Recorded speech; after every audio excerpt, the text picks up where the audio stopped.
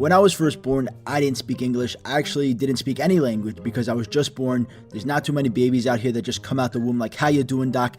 I can speak. You didn't expect that. I fucking got ya. But after I was born and I grew up as a child, I still didn't speak English. I only spoke Greek because my family was Greek, and growing up in America, not knowing English has a couple of challenges. When I first started playing soccer at 4 years old, the coach would tell me, all right, so today you're going to be on the left wing, so run over to that spot so we can get started, okay? Okay, all right, good. Go run over. So are you gonna go run over, or do you even speak English? Okay, yo, who the fuck is this kid? But starting in pre-K, I started to learn English. Every day my teacher would pull me aside from the other kids and I would have to take special tests. Now these tests were extremely easy if you knew English, but for me, they were some of the hardest tests I've ever taken in my life to this day.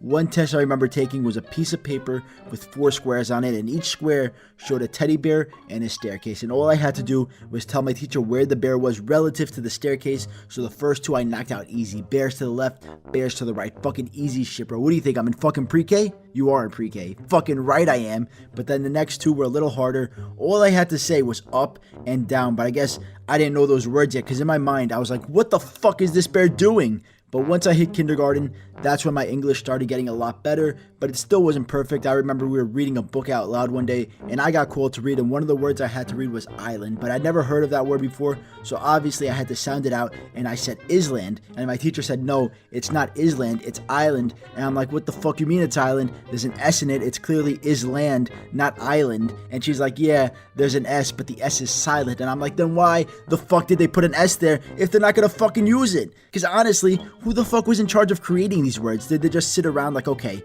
we need a word for this, a body of land surrounded by water on all sides. We're thinking of calling it an island, but we haven't come up with a way to spell it yet.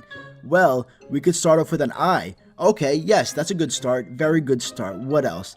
And then since it's made up of land, I guess we could end it with land, so it's I land, but then we make land sound like lind. Why wouldn't we just spell it out as lind instead of land then? Because there's no such thing as lind. Have you ever heard of a lind? Huh? No, you haven't, but there is such thing as land, so it's I lind, but spelled as land.